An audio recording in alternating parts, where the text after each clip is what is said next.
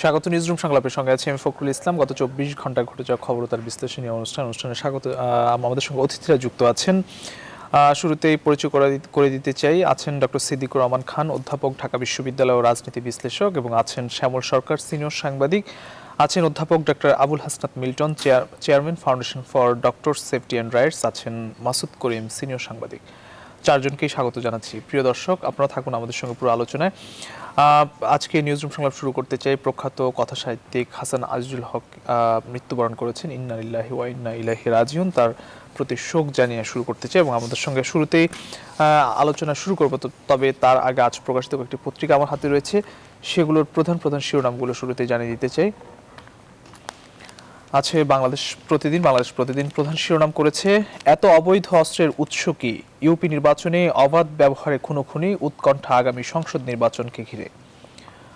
টিকা উৎপাদন ও অন্য দেশকে দিতে সক্ষম বাংলাদেশ, সংসদে প্রধানমন্ত্রী শেখ হাসিনা। আবার মুখোমুখি সিএসি মাহবুব। ইউপিতে এখনো থামেনি সহিংসতা, আরও 2 জন নিহত, হামলা চলছে। স্থানীয় সরকার প্রতিষ্ঠানে আসছে বড় পরিবর্তন। ছিল বাংলাদেশ প্রতিদিনের প্রধান শিরোনাম। এবং আরও একটি রয়েছে শিরোনাম, কথা সাহিত্যিক হাসান আজিজুল হক আর নেই। আগামী সংসদ নির্বাচনে দৃষ্টি রাখছে ইইউ। কালের কণ্ঠ শিরোনাম করেছে, আগামী নির্বাচন নিয়ে আগ্রহী বিশ্ব সম্প্রদায়। নির্বাচন প্রক্রিয়ার দিকে নিবিড় দৃষ্টি রাখবে ইইউ। বাংলাদেশে কি ঘটছে তাতে সবার স্বার্থ আছে, আলোচনা হবে নিরাপত্তা ও প্রতিরক্ষা সহযোগিতায়। করোনার টিকা উৎপাদনের সক্ষমতা আমাদের আছে, বঙ্গবন্ধুর নামে পুরস্কার চালু করায় ইউনেস্কোকে ধন্যবাদ, সংসদের প্রধানমন্ত্রী। অস্ত্র উদ্ধারের নির্দেশ স্বরাষ্ট্র মন্ত্রণালয় থেকে প্রতিবেদন চাওয়া হয়েছে, নিরপেক্ষ তদন্তের নির্দেশ। পুলিশের গুলির ঘটনা হবে নির্বাহী তদন্ত। 26 জেলায় নিহত 46। ইউনিয়ন পরিষদ নির্বাচনকে ঘিরে আসলে এই শিরোনামটি হয়েছে এবং যেসব গোলাগুলি বা মানুষ নিহত হয়েছেন সেই বিষয়গুলোকে আসলে খতিয়ে দেখার নির্দেশ দেওয়া হয়েছে। ঢাকায় ব্রিটিশ মন্ত্রী, সমৃদ্ধির জন্য অন্তর্ভুক্তিমূলক রাজনীতি দরকার। এবার বাড়তে পারে গ্যাস বিদ্যুতের দাম। সহনীয় পর্যায়ে রাখার পরামর্শ মির্জা মোহাম্মদ আজিজুল ইসলামের। বিদ্যুতের দাম স্থির রাখার পরামর্শ দিলেন মতামিম। ছিল কালের কণ্ঠের শিরোনাম। ডেইলি সান শিরোনাম করেছে, construction work progressing fast, the bridge to be built by deadline hopes Padma Setu. মোটামুটি এই ছিল শিরোনাম। আমরা আলোচনায় ফিরতে চাই। আজকে যে শিরোনামগুলো দেখলাম, প্রায়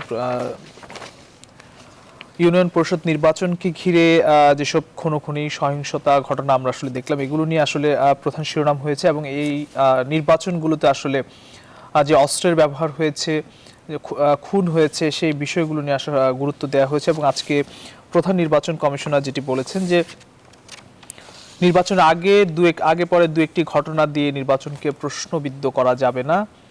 এবং তিনি বলেছেন নির্বাচনের পরের বা আগের যেসব ঘটনাগুলো বা সহিংসতা ঘটনা ঘটেছে সেগুলো খতিয়ে দেখা দরকার, সেগুলো কি নির্বাচন সংশ্লিষ্ট কিনা। এবং এর আগেও প্রধান নির্বাচন commissioner K M Nurul Huda অনেকটা বিব্রত প্রকাশ করেছেন, আজকেও কথা বলছেন। আমরা একটু ডক্টর সিদ্দিকুর রহমান খান আপনার কাছে শুরুতে আসতে চাই, কি বলবেন আসলে নির্বাচন নিয়ে? অনেক কথা হচ্ছে, নির্বাচন চলছে, নির্বাচন সামনেও আছে, কি বলবেন? ফখরুল, আপনাকে ধন্যবাদ। এবং আজকে আমাদের সাথে এই মধ্যরাতের আলোচনায় যারা 3 জন সম্মানিত অতিথি যুক্ত হয়েছেন তাদেরকেও আমি শুভেচ্ছা জানাচ্ছি।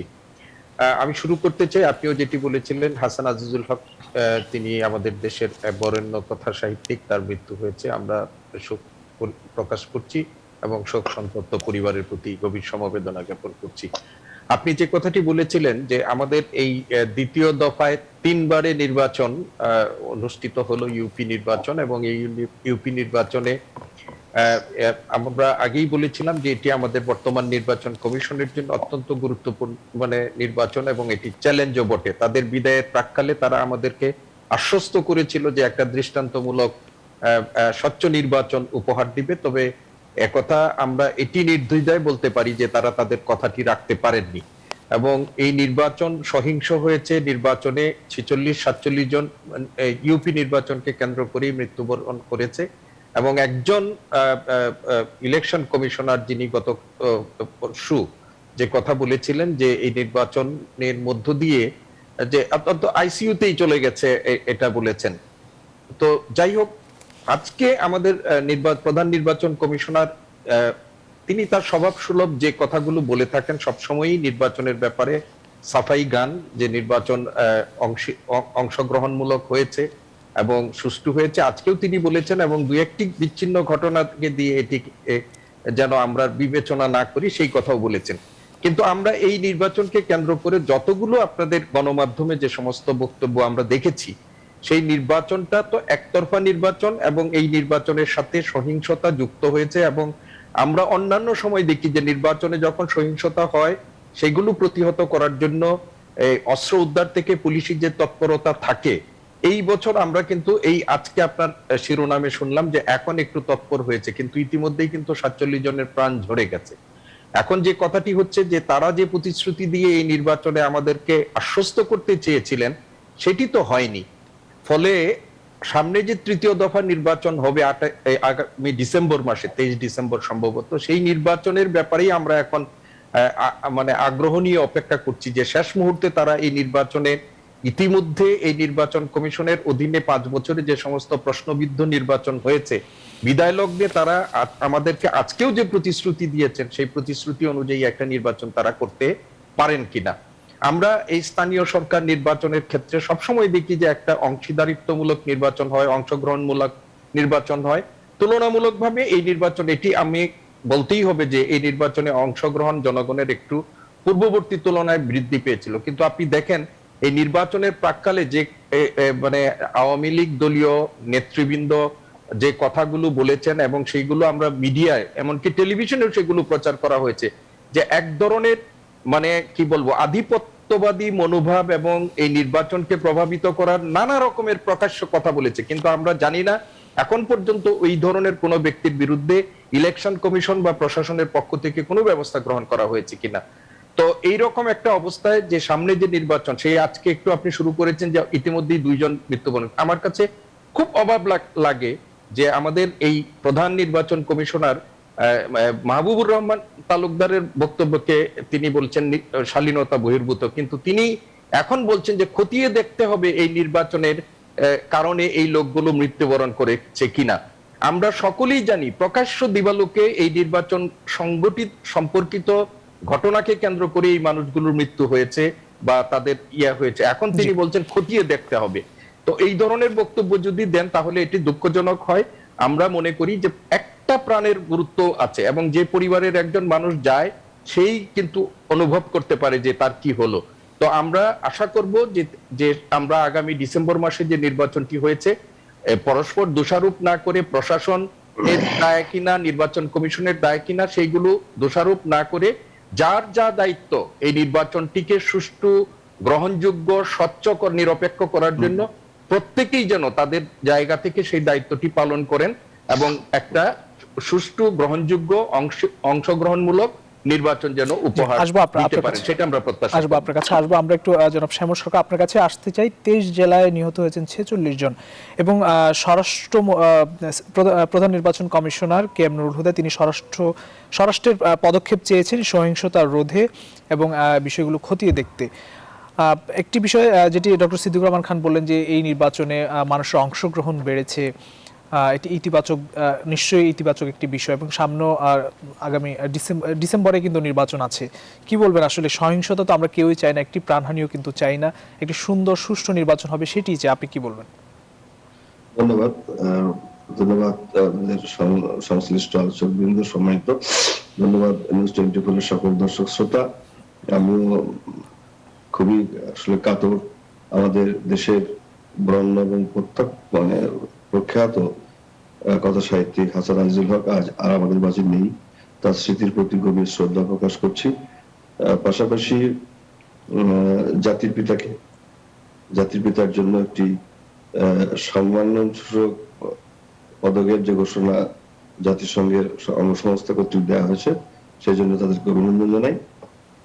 নির্বাচন প্রসঙ্গে কথা আসলে দুটো, এ নিয়ে বহুল চর্চা হচ্ছে, বহুল আলোচনা হচ্ছে, সকলেই প্রায় অভিন্ন কথাই বলছেন।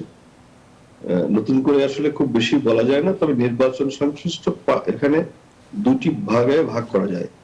একটি হলো যে নির্বাচন নিয়ে আমাদের যেমন মানুষের মধ্যে একটা পর্যায়ে এসে যে অনীহাটা এসেছিল, যে নির্বাচনে না গেলেও ভোট হয়ে যাবে, অমুক জিতে যাবে, বা অমুক একটা মার্কার নিয়ে আসলে অমুক একটা কেউ আছে বা বাহিনী আছে তারা জিতিয়ে দেবে, এই মানসিকতা কিন্তু এবার পরিবর্তন ঘটেছে এই ইউপি নির্বাচনের মধ্য দিয়ে। অংশগ্রহণমূলক হয়েছে, অসংখ্য মানুষ তার নিরাপত্তার সাথে কিন্তু ভোট দিয়েছেন। এই যে জিনিসটা আমাদের মাঝখান থেকে চলে গিয়েছিল সেটা যে ফিরে এসছে, এটা গণতন্ত্রের একটি ভালো দিক, নিশ্চয়ই ভালো দিক। তবে সহিংসতার প্রশ্নে এসে আমরা খানিকটা নিশ্চয়ই দুঃখ পাই এবং ব্যথিত হই, এবং আমরা অনভিপ্রেত বলে মনে করি। এই সহিংসতা এড়ানো সম্ভব ছিল কিনা সেই প্রশ্নে আমরা কিছুটা আলোচনা করে নিতে পারি। যারা সমাজ সচেতন নাগরিক, যারা সংবাদপত্র জগতের মানুষ, গণমাধ্যমের জগতের মানুষ, তারা আমরা সকলেই জানি যে যখন কোনো নির্বাচন শুরু হয় তার প্রাককালে আইন শৃঙ্খলার বাহিনীর সকল বাহিনীর প্রধানদের সাথে নির্বাচন কমিশনের কিন্তু একটা বৈঠক হয়।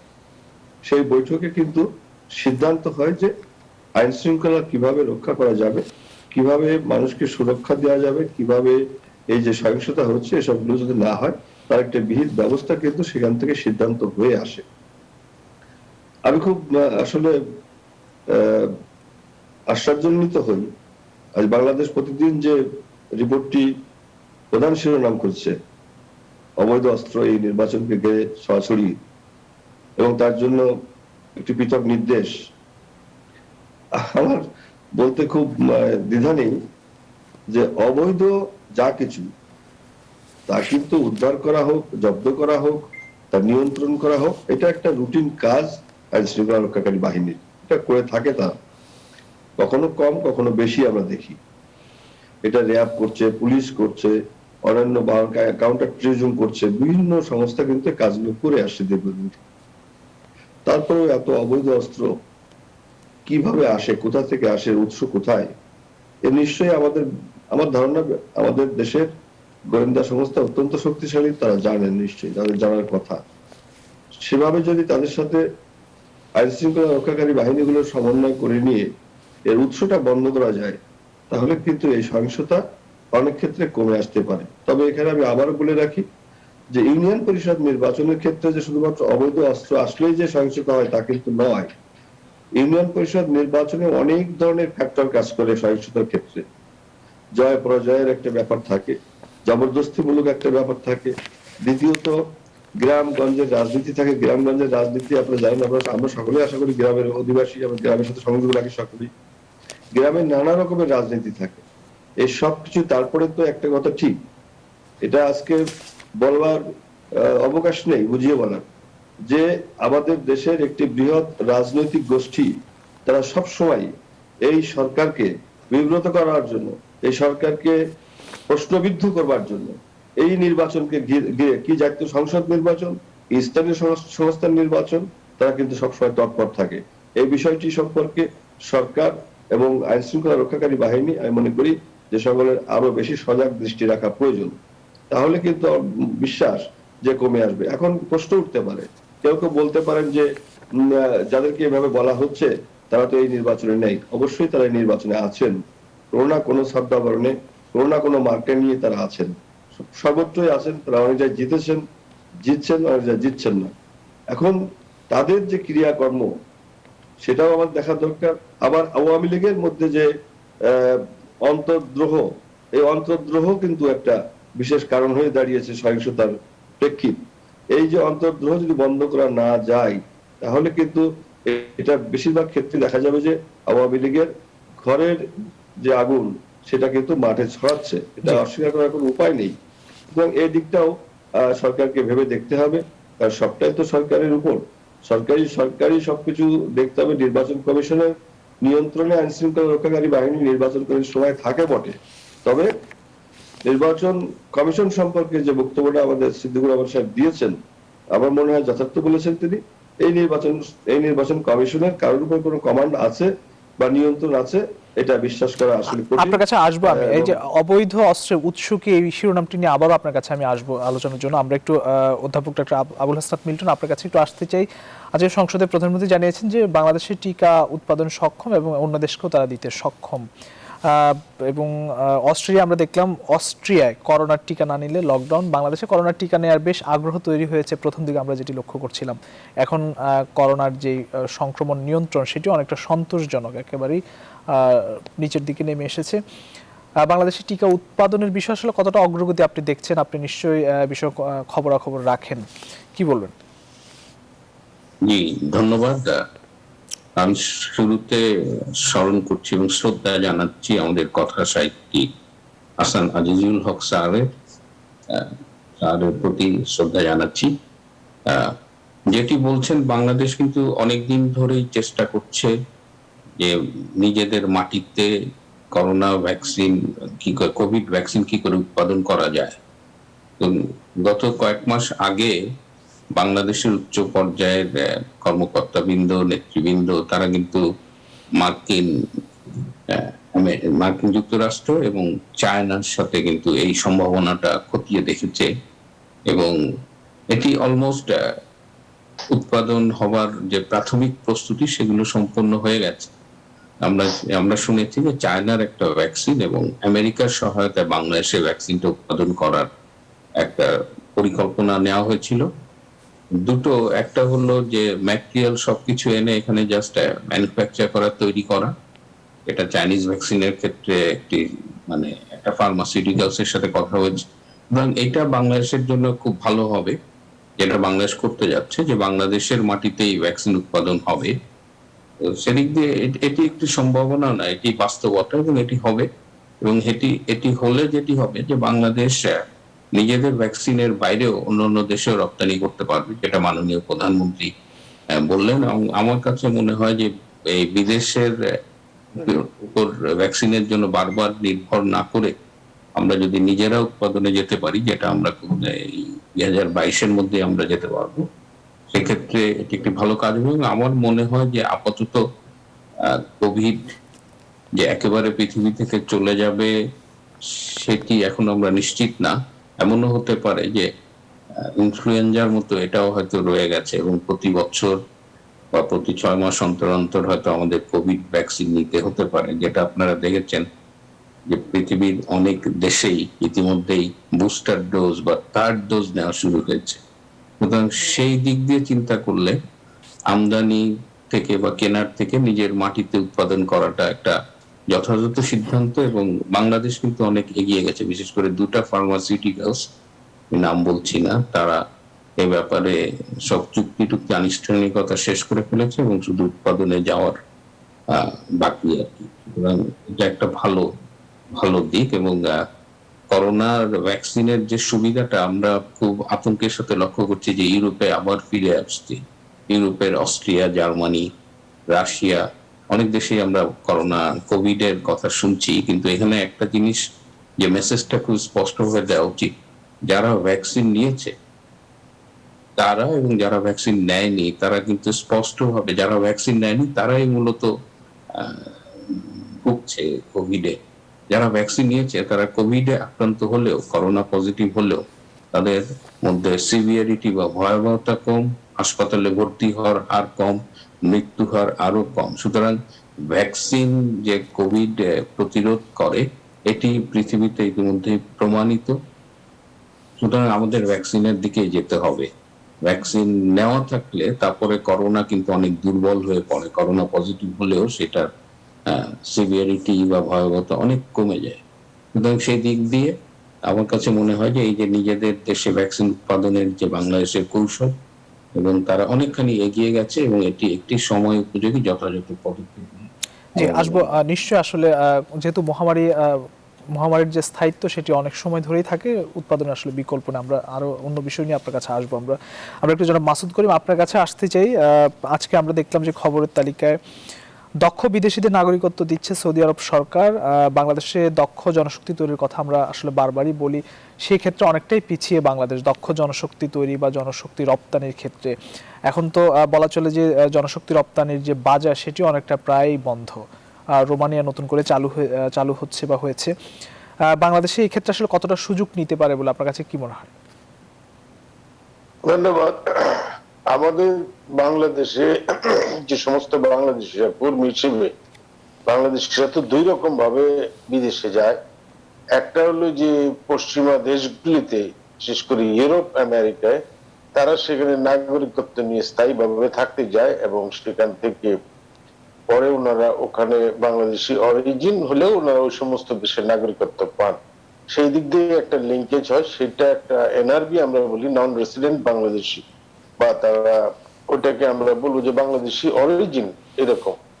আর যারা ওয়ার্কার হিসেবে যান তাদের মধ্যে বেশিরভাগটা হলো যায় মিডল ইস্টে, বিশেষ করে 1 নম্বর পজিশনে অবশ্যই আছে সৌদি আরবিয়া, সেকেন্ড হলো ইউএই আরব আমিরাত, এবং গালফ দেশগুলিতেও যায়, এবং কিছু কিছু আমাদের এশিয়ান কান্ট্রি, বিশেষ করে মালয়েশিয়া, এই সমস্ত দেশে বিভিন্ন সেক্টরে কাজ করতে যান। কিন্তু আমাদের এটা দুর্ভাগ্য যে আমাদের কাজগুলি অত্যন্ত নিম্ন শ্রেণীর কাজ। যেমন সৌদি আরবিয়া বেশিরভাগ যে ক্লিনার, যে আমরা যারা গিয়েছি আপনারা দেখবেন যে বিভিন্ন রকম পাবলিক টয়লেট এবং অন্যান্য স্থানগুলিতে বাংলাদেশের কাজ করে। কি কারণে করে? কারণ বাংলাদেশিদের সেই ধরনের কোনো দক্ষতা বা যোগ্যতা সেইভাবে আমরা পাঠাই না, যে কারণে তাদের যে বেতন স্যালারি, এখন ইদানিং শুরু হয়েছে যে মেয়েরা যারা গৃহস্থালী কাজ করে তাদেরকে সেখানে পাঠানো হচ্ছে।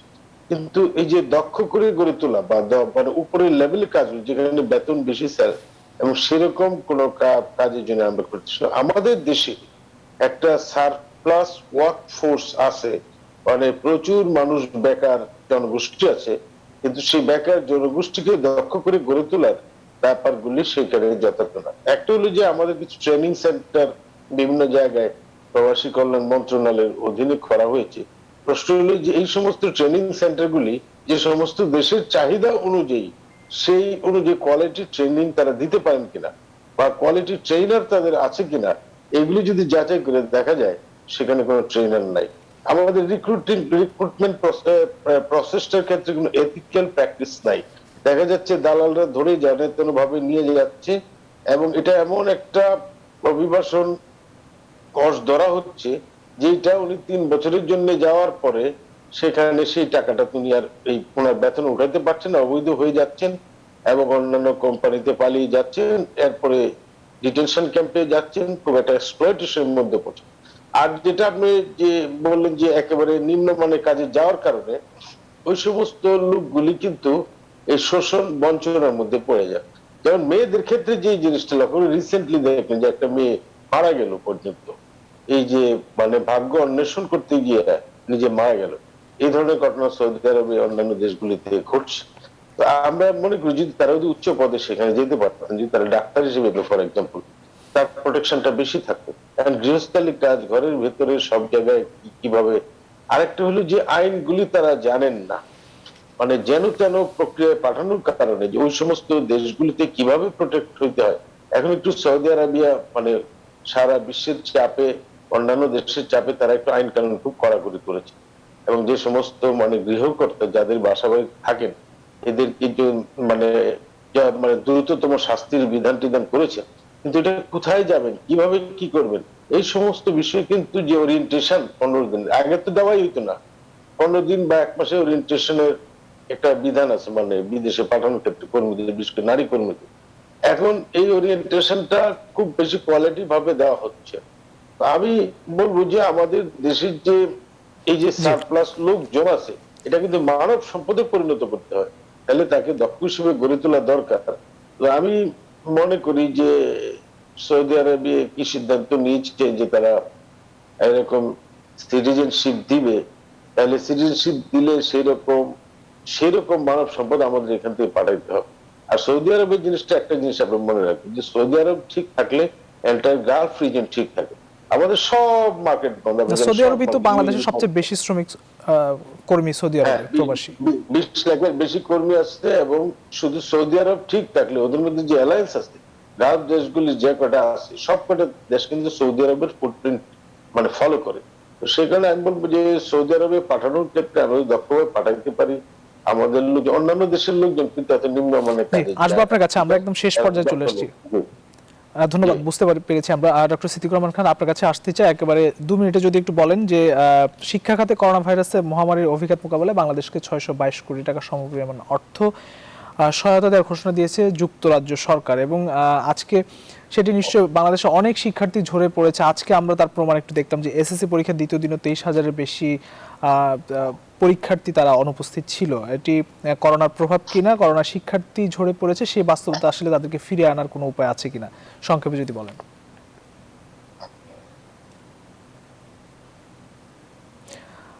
শুনতে পাচ্ছেন ডক্টর সিদ্দিকুর রহমান খান স্যার, আপনি শুনতে পাচ্ছেন আমাকে?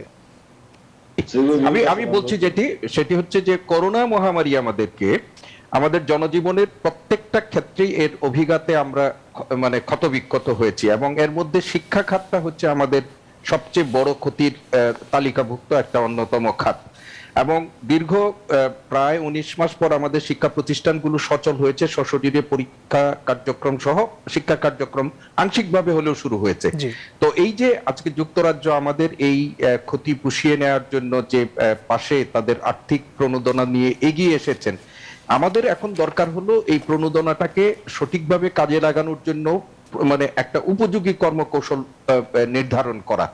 এবং আমরা তো এই নিয়ে অনেক পরীক্ষা নিরীক্ষা করছি, এবং এই পরীক্ষা নিরীক্ষার ক্ষেত্রে বেশিরভাগ ক্ষেত্রেই সিদ্ধান্তগুলো আসছে আমলাতন্ত্র থেকে। আমার যেটি মনে হয় এই ক্ষেত্রে আমাদের এই ক্ষতি পুষিয়ে নিয়ে এই যে অনুদান পেয়েছি সেটার সঠিক সদ্ব্যবহারের জন্য আমলাতন্ত্র বা দায়িত্বশীলরা তো থাকবেন, কিন্তু একই সাথে আমাদের যে স্টেক হোল্ডার যারা আছেন, বিশেষ করে শিক্ষা বিশেষজ্ঞ, শিক্ষা প্রতিষ্ঠানের প্রতিনিধি, তাদের সাথে বাস্তব ক্ষেত্রে কি সংকটগুলো আছে এগুলো কিন্তু শিক্ষা প্রতিষ্ঠানের সাথে যারা যুক্ত আছেন তারাই ভালো জানেন। তাদের সাথে এগুলো মত বিনিময়ের মধ্য দিয়ে এটিকে কাজে লাগাতে হবে। আর যে কোনো পরিকল্পনাই নেওয়া হোক না কেন, এই পরিকল্পনা কিন্তু বাস্তবায়ন হবে শিক্ষক শিক্ষার্থীদের মাধ্যমে। ফলে তাদের যেন ভয়েস থাকে এবং এইদেরকে সম্পৃক্ত করে এই একটা সদ্ব্যবহার যেন হয়, এটা কিন্তু আমি প্রত্যাশা করছি। স্যার থাকুন আপনি আমাদের সঙ্গে, আমরা একেবারে সময় খুবই কম, আমরা একটু জনাব শ্যামল সরকার আপনার কাছে আসতে চাই। এই যে বিষয়টি নিয়ে আপনি এর আগে বলছিলেন, আসলে অবৈধ অস্ত্রের উৎসকে আমরা নির্বাচন আসলে দেখি, এবং বিভিন্ন খুনোখুনি কিংবা বিভিন্ন ধরনের সহিংসতার ক্ষেত্রে আমরা দেখি যে অস্ত্র ব্যবহার হয়, কিন্তু এই অস্ত্রগুলো কিন্তু সারা দেশেই ছড়িয়ে আছে, বিভিন্ন সীমান্ত দিয়ে ঢুকছে। কি বলবেন, আসলে এগুলো নিয়ন্ত্রণ দরকার। একদম 1 মিনিট, আমাদের হাতে সময় খুবই কম।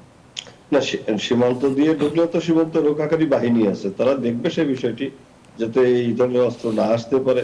এ ধরনের অস্ত্র এসে আমাদের দেশে যে আইন শৃঙ্খলা পরিস্থিতি তৈরি করছে সেটা যাতে না করতে পারে, তার জন্য তো আমাদের একটা সীমান্ত রক্ষাকারী বাহিনী আছে, নিশ্চয়ই তারা দেখবে সেটা। ভিতরে যখন চলেই আসে তখন আমাদের অভ্যন্তরীণ আইন শৃঙ্খলা রক্ষাকারী বাহিনী আছে, তারাও দেখবে, তারা দেখেও থাকে, দেখছেন নিশ্চয়ই।